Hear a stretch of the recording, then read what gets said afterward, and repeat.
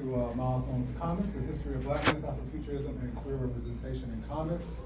I will start off by saying I'm not an expert on all of these things. I am just very passionate about it.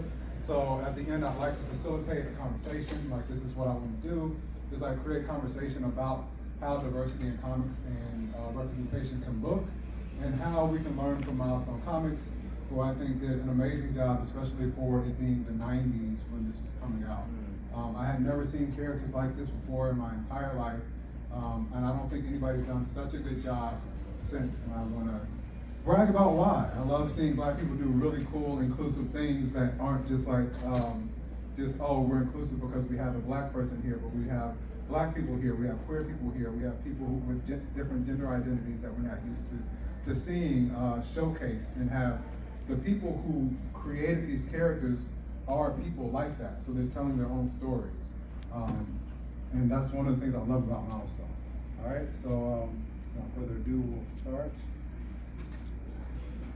Let's get this out the way, because I know everybody here, their first way of hearing about Milestone was what you're about to say. Static Shock.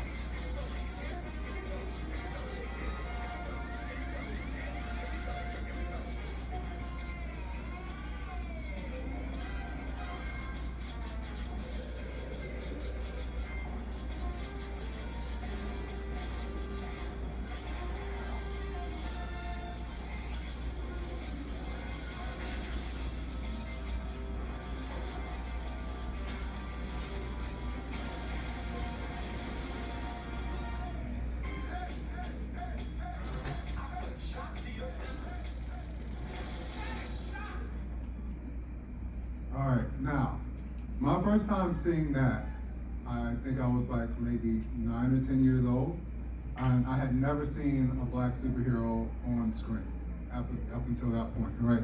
Much less a black superhero with dreadlocks.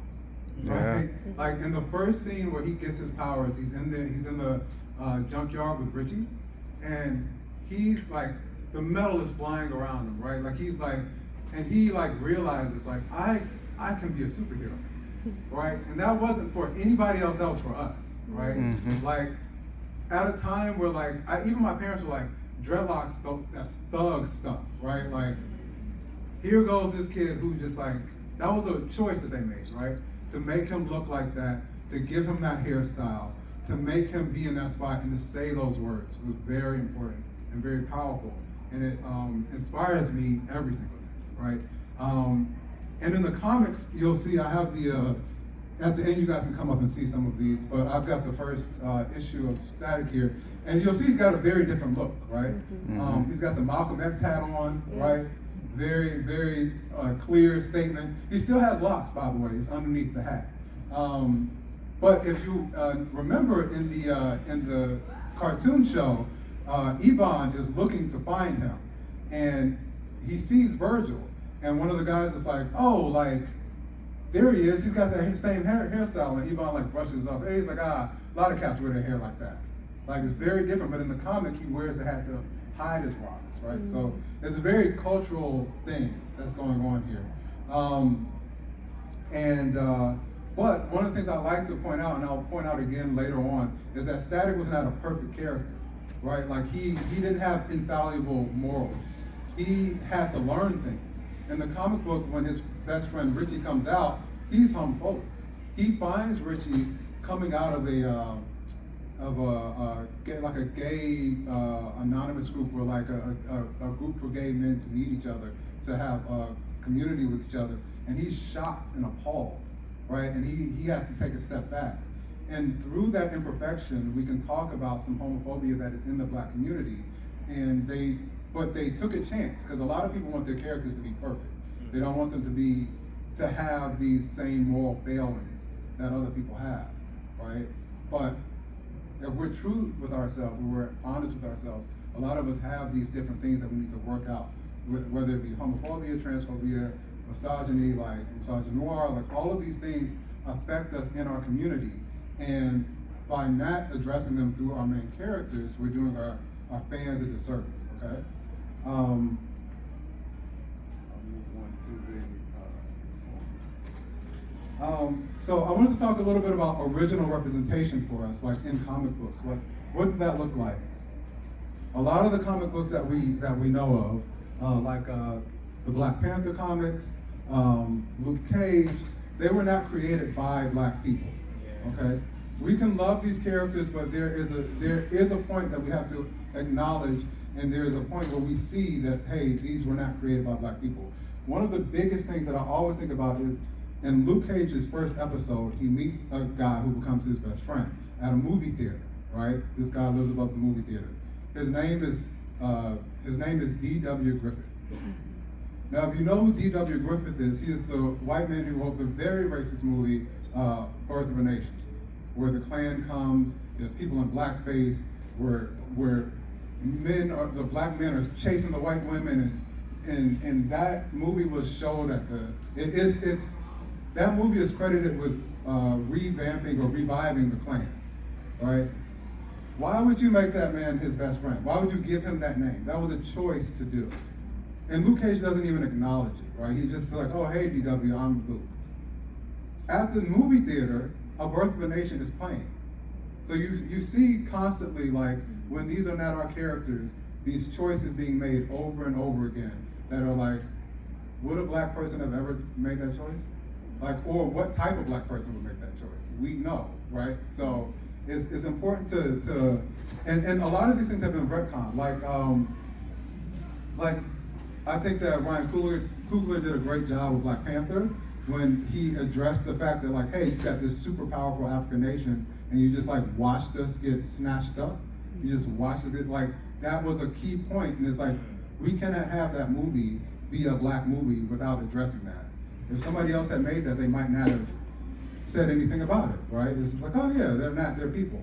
Well, we were. So, and I think that's what we gain when we talk about, like, us making our own stuff.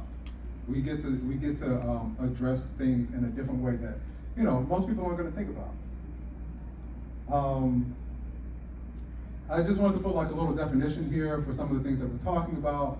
Afrofuturism is a movement in literature, music, and art featuring futuristic or science fiction themes, which incorporate elements of Black history and culture. Also, a lot of times it incorporates a lot of socio-political commentary. It can deal with fantasy aspects as well. It's a way to talk about things without being so direct and blunt, right? And that's one of the reasons that Afrofuturism is one of the easiest ways to talk about revolutionary topics. Queer. So queer denoting or relating to a sexual gender identity that does not correspond to established ideas of sexuality and gender, especially heterosexual norms. You'll see a lot of that in the Milestone comics. They do a really good job of addressing these. Intersectionality, coined by Kimberly Crenshaw in 1989, is a framework analyzing how overlapping social identities such as race, gender, class, and sexuality compound to create unique experiences of privilege or oppression. So when I talk about writing, when I talk about like creating characters, these are the types of things that I like to keep in mind, right? That will stick out to people, and that will reach out to a bunch of different people at once. Because what intersectionality says is that, like, one person's oppression is everybody's oppression. And so we talk about one story of oppression, where even if we're not trying to, we're touching on other forms of oppression. Okay? So some of these are some of my favorites. Okay, I don't know if anybody, just show of hands. Does anybody know Sunman? Yeah. Yes, Jackie. Okay, you're the only one. No. Okay, awesome. Yes. I probably follow you on Facebook. So. Yeah, that's probably why you know of it. So when I was a kid, my mom went to this thing called Sisters, which was like a big Black swap meet in Atlanta, and she found this character, Sunman, that was created by Eli Eason, because there was no comic representation. And that's amazing and beautiful. And I love my little Sunman action figure, and I played with it every day. And you'll see like the enemies that he fought was the Pig Man. Recognizing why that would be his. Yeah. And he gets his power, so Sunman gets his power from the sun, right, which makes sense. And he fights the Pig Man. Now, as much as I loved my Sunman action figure, when I went to school, nobody knew who he was. And that's a bit daunting for a child who feels seen for a second, and then he's like, oh yeah, Sunman's the best superhero, and nobody knows who he is, right? So there is a struggle, there is something that comes up when we talk about, again, back to Milestone, how they were able to become like the center, right? They were able to become like be on WB and be in front of everybody. And so when I say Static is my favorite, everyone's like, oh, I love Static. They did a crossover with Batman Beyond, right? Like it's like such a big, huge deal. And this one is considered, at the bottom here, All Negro Comics is considered one of the first black superheroes in comics, Lion Man. Okay, so this, I don't have this comic. If somebody has it, that would be amazing. I look for stuff like this. But yeah, that was like the first one that was black made, okay? All right, Piccolo and them, we gotta talk about it. Gotta talk about Piccolo and them. Listen, I love Piccolo. He's got a do-rag, he's got it, right? He's got the two. If Piccolo was played by a black man, I'd be like, yeah, he's black. He's not played by a black man. Okay, so one of the things that happened when we were searching for representation was that because we got so little of it, we had to impose blackness on characters that were not black. Okay, and so out of the people up here, does anybody know who's actually black? Okay, who's black? Darwin. Okay, who else? Darwin? Martian Manhunter? Sonic? All right, listen. Sonic, because he was played by the first Sonic, right? Okay, so there you go.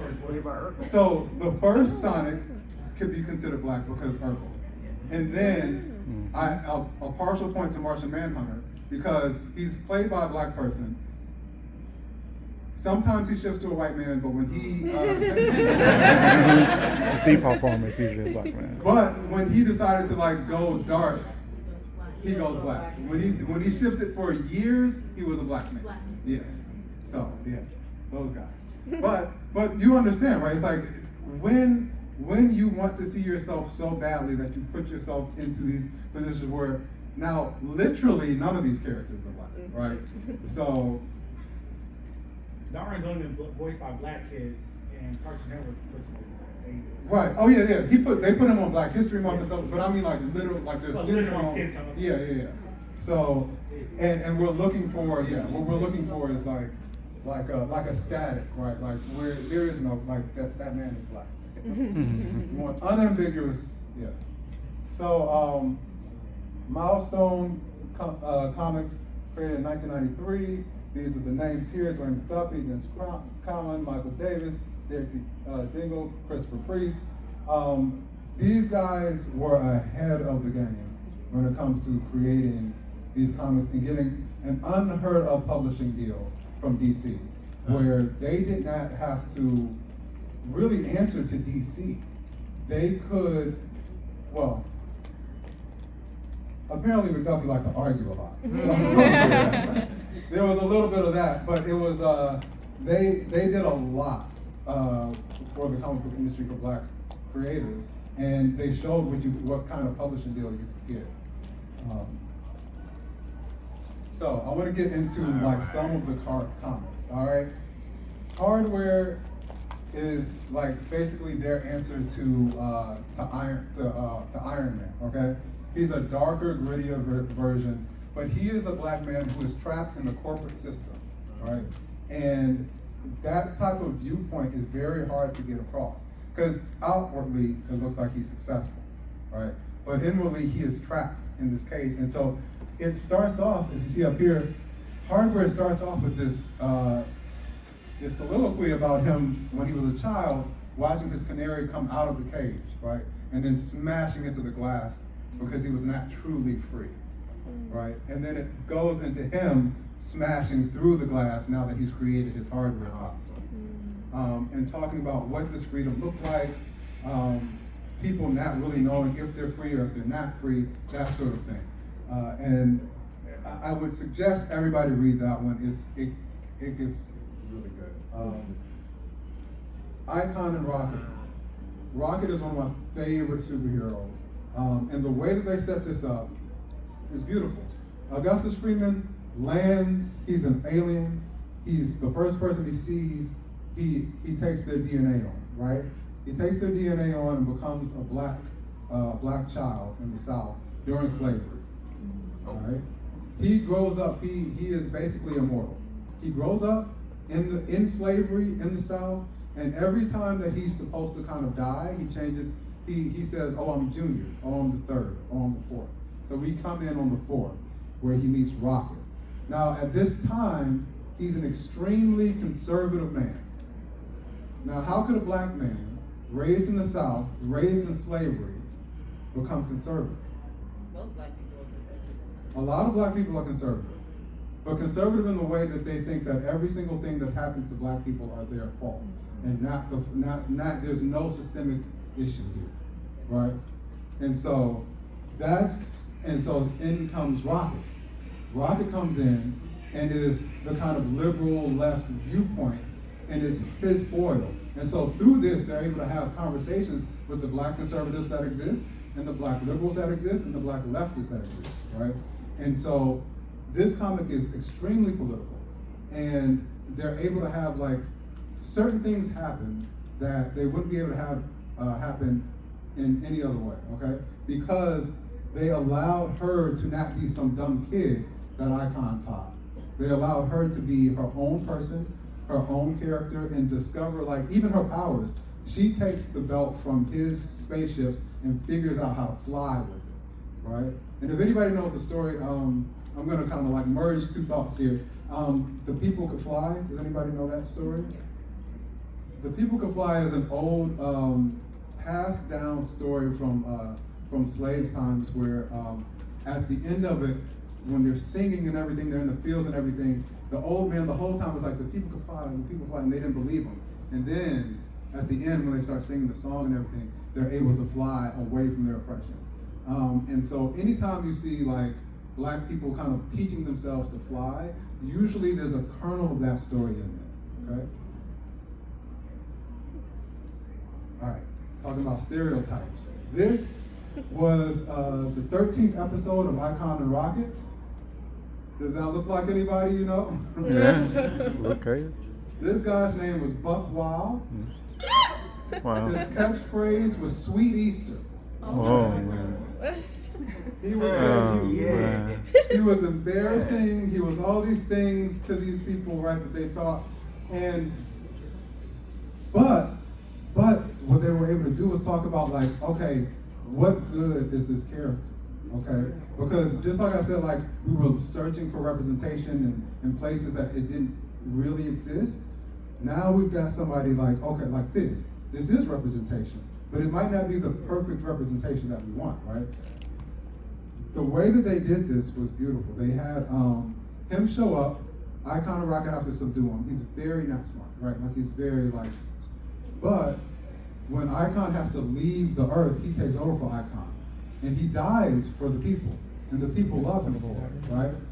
There's something to be said about representation that tries hard and fails or falls short without completely throwing the character away. Okay, Blood Syndicate. Blood Syndicate. Here we go. The first Blood Syndicate was called America East is Young. All right? An amazing team. Some questionable names in here, though.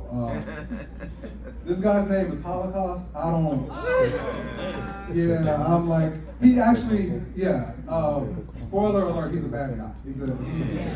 The rest of the team have to kick him out because he's actually a bad person. But they were gang members who got caught up in the Big Bang, If you don't know, the Big Bang was Dakota. There was an explosion of tracking stuff that the government left that like kind of mutated the people. All right, and they set it off intentionally to harm the people they didn't know was going to give them superpowers. Right? Static was part of the Big Bang. These guys, a lot of these heroes were part of the Big Bang. So this group actually has a lot of the LGBTQ representation that I was talking about earlier. And they do a really good job of telling their stories.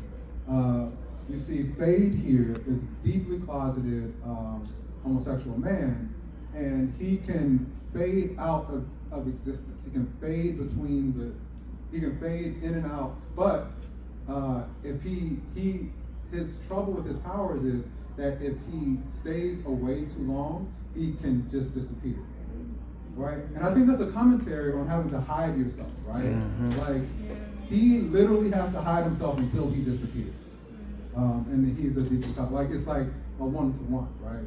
And then you've got Masquerade here in the corner, who is a trans man who whose powers are he can transform himself into anything. So what he does every day is he wakes up and he transforms himself into a masculine presenting person. But the problem with his powers is it physically hurts him to do so. Mm. Right?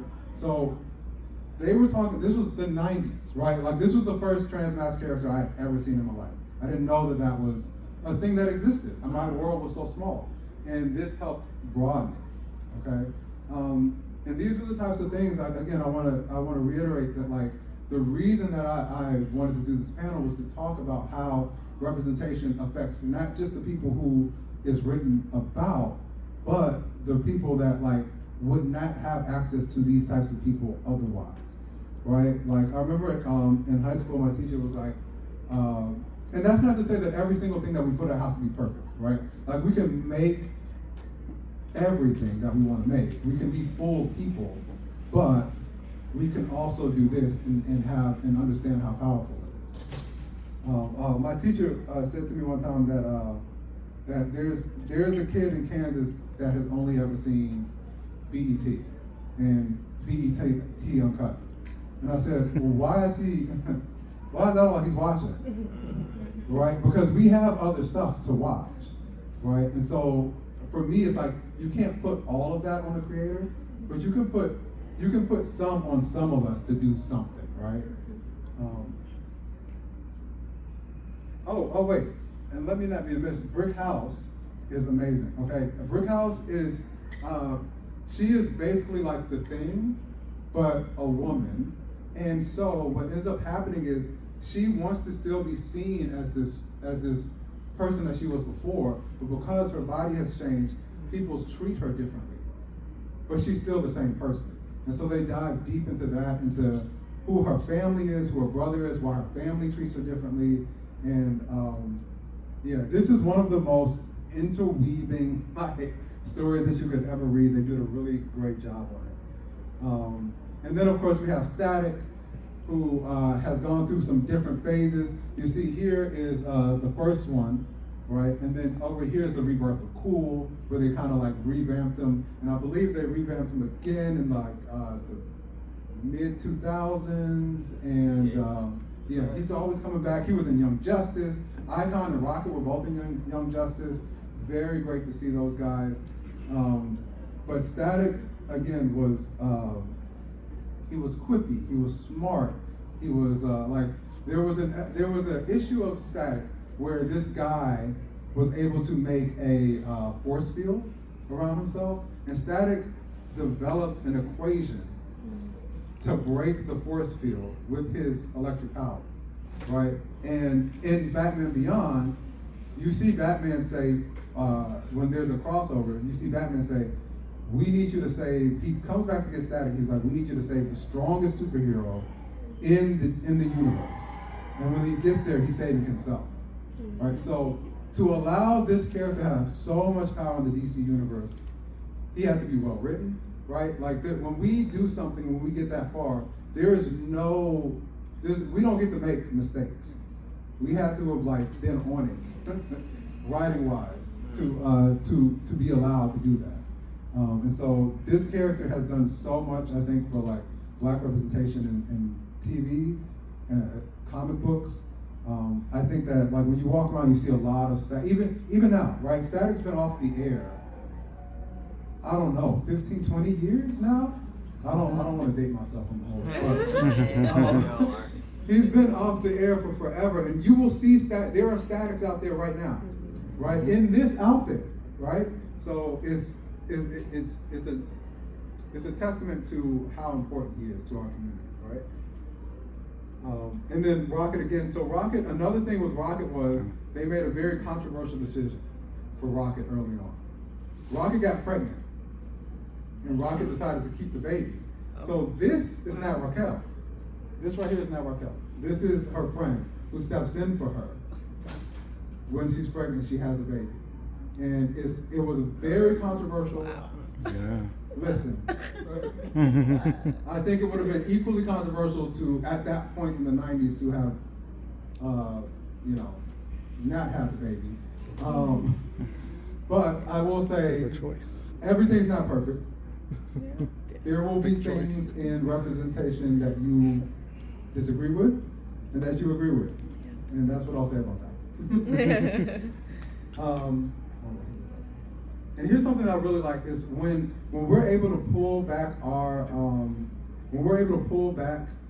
from our current to talk about our past and bring that past into our current, it's beautiful. So like, this is Anansi. They created this superhero based off of Anansi, the trickster spider. And I'll show you guys a little tiny clip of this. You can give me your briefcase, or I can tear it away. Your choice, Doctor. Hey, Catman, leave him alone. I quite agree. I suggest you stand on tradition, Osiva. You know well the ancient story. The spider always captures the divine.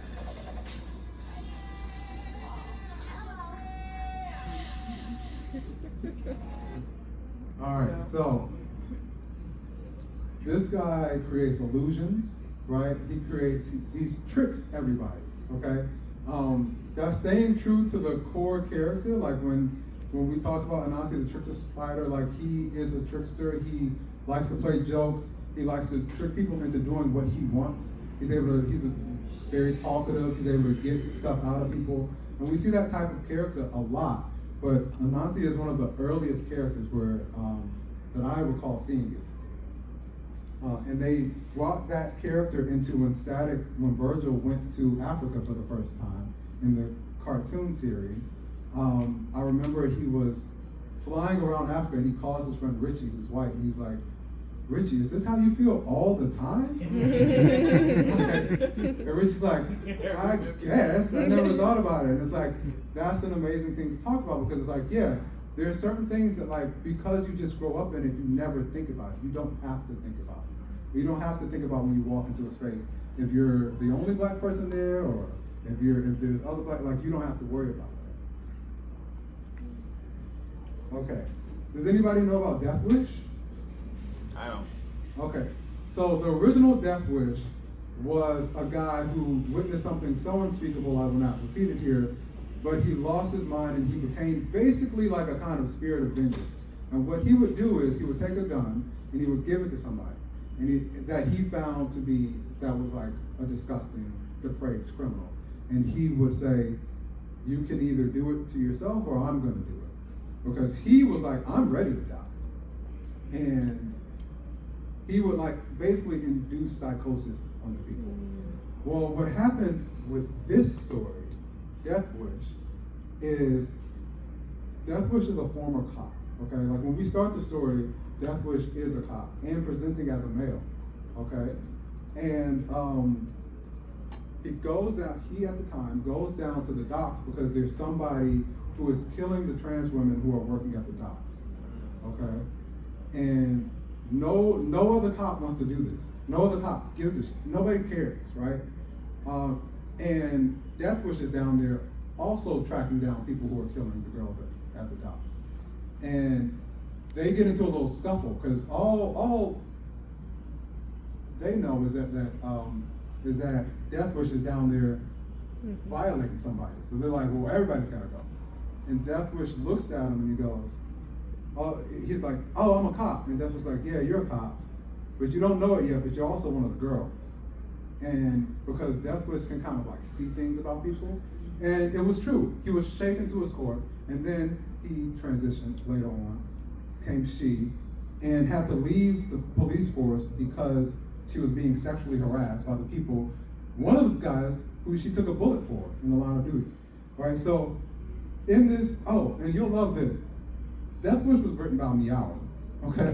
The voice of Meowth from the Pokemon series wrote this. The voice of Meowth, if you don't know, is also trans. So what you'll find is like when people are able to tell their own stories, they tell different stories. They tell them from different point of views. They bring up things that matter to them in a way that maybe matter to us, but we just don't know it yet, right? We just don't know about it yet.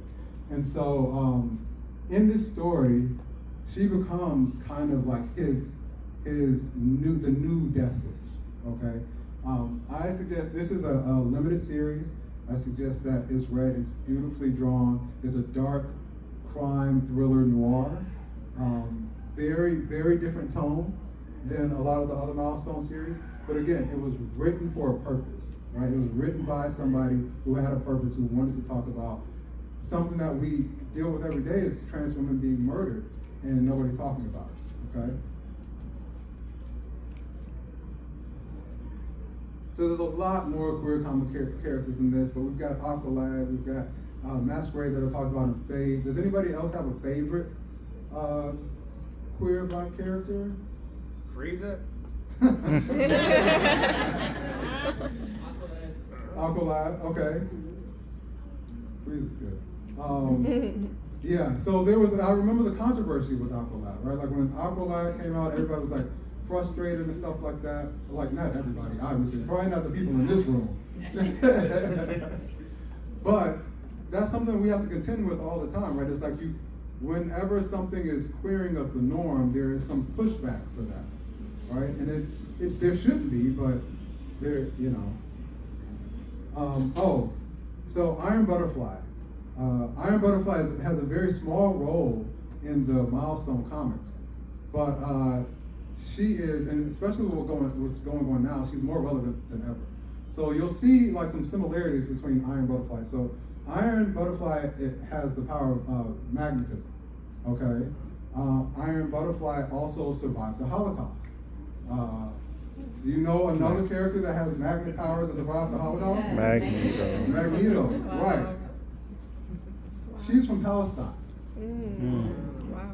This is the 90s, okay? Again, I'm gonna keep reiterating that. I'm like, these are constant things that we're constantly talking about that are constantly coming back around, okay? She developed that power because her people were getting bombed so much, there was shrapnel everywhere. And she was able to pull that out of her body, pull that out of others, and use it. She now uses it to she can create jets, okay? So again, the commentary of this coming back around is very important. The commentary of this and talking about Palestine, talking about these queer voices, has always been something that people want to address.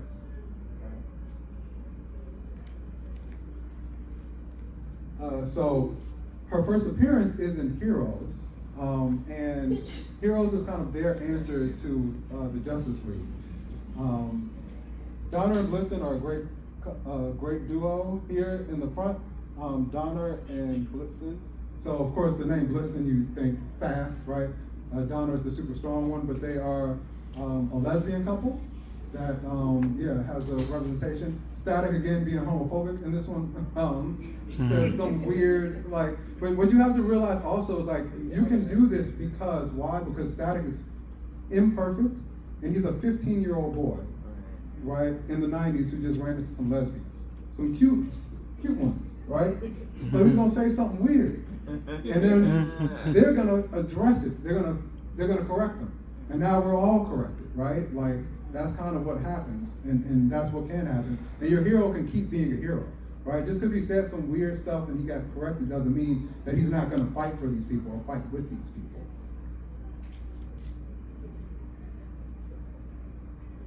Okay, and so I wanted to end with this. How can Milestones example help? Do we have any creators in the audience? Anybody who creates? Okay, beautiful, beautiful. So, like, how can Milestones example help our diversity initiatives in our own right? Right, that's something that I carry with me every day. I try to think about, like, okay, so when I'm making this character, like, what's the story? Does the story change if I make this character a woman? Does the story change if I make this character a man or a gay man or a trans person? How does it change? Is it offensive if I make this person this or this or this? But that requires like knowledge and talking to the people that are going to be affected by this, right? I think a lot of people, you know, they want to think that they can just make these decisions unilaterally and like create these comics and not talk to anybody and not read anything and just be like, okay, I'm not gay, but I'm gonna write a gay man's story. Or I'm not a woman, but I'm gonna write a woman's story. You can do that. You can do that. I would suggest talking to the people that you're writing about first. Getting a consultant, right? Letting them, if you have an idea, let them like, give it to them, throw it to them, right? You have a comic book company, you know a writer like that. Give them because this, what I say, is one of the best pieces of writing that I've read. It was a mystery, it was a thriller, it was crime noir, and it had a lot of heart, okay? I think that when you allow people to write their own stuff and create their own things, you will be surprised with what comes out, right? Even if you spark the idea, okay? All right, are there any questions in the audience? Yes.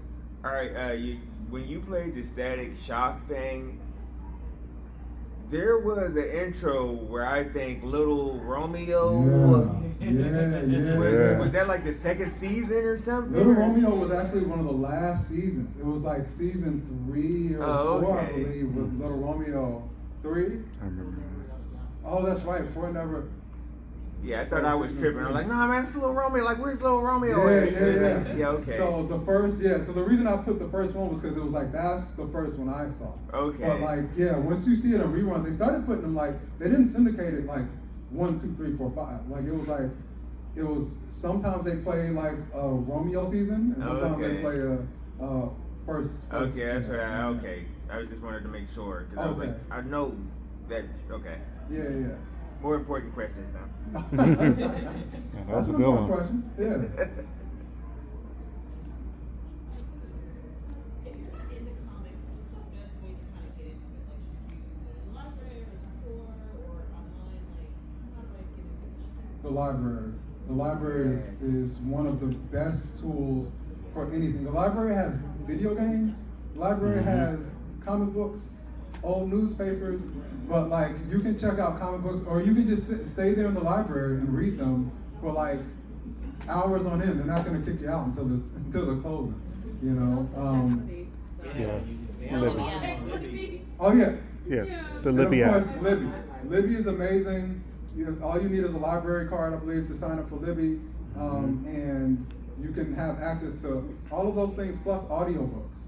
Okay. But in terms of like comics to start with, do you have a genre that you like?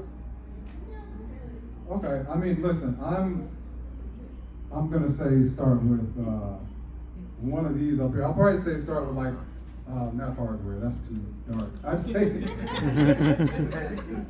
say start with Static. Start with the first Static. Yeah. Oh. I just wanted to add, a lot of artists, they make editions of books that you've already probably read before and they turn it into a comic or a manga. So if you have something that's your favorite, you can see if something like an artist is already adapted. So that'd be good. Yeah, like I believe some of Octavia Butler's books are being made into comics now.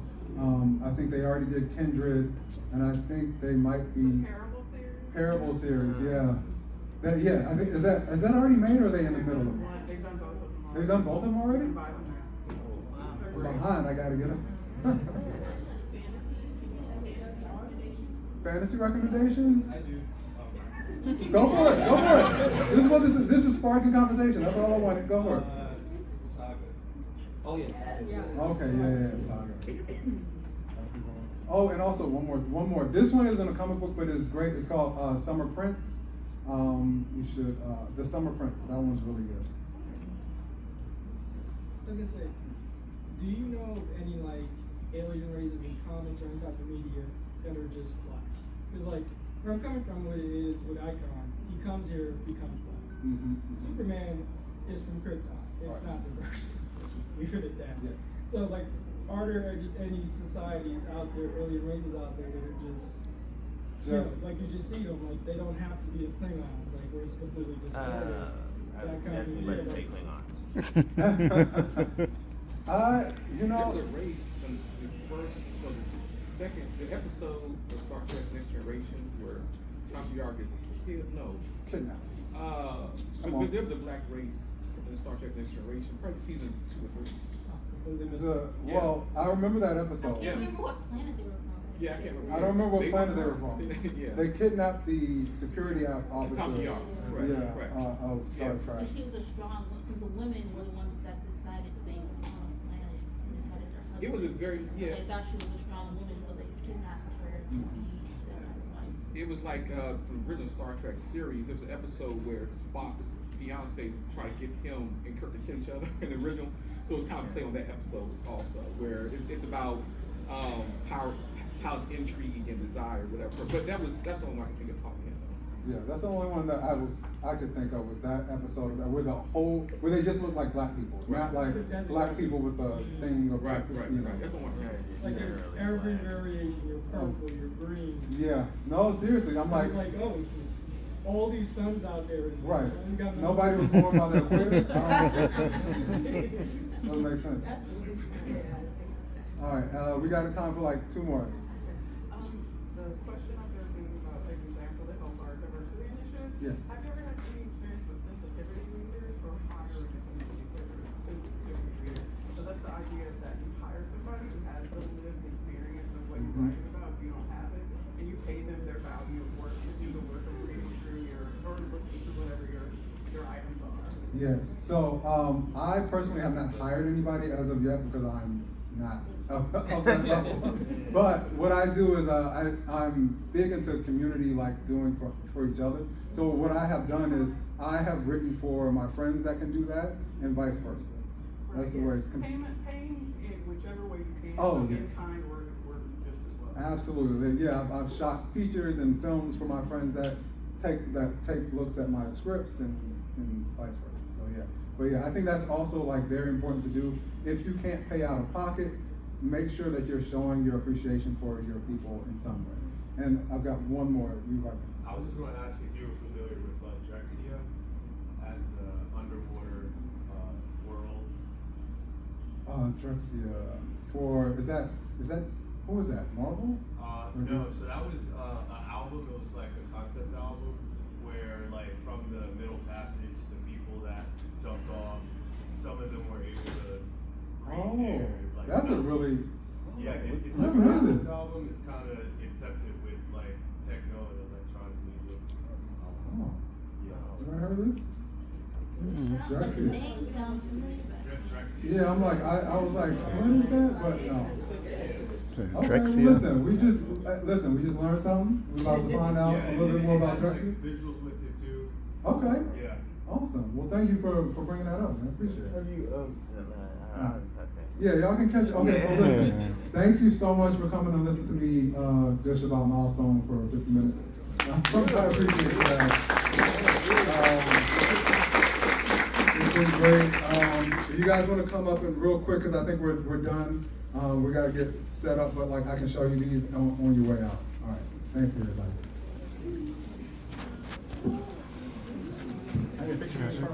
Of course. Go ahead. Appreciate it.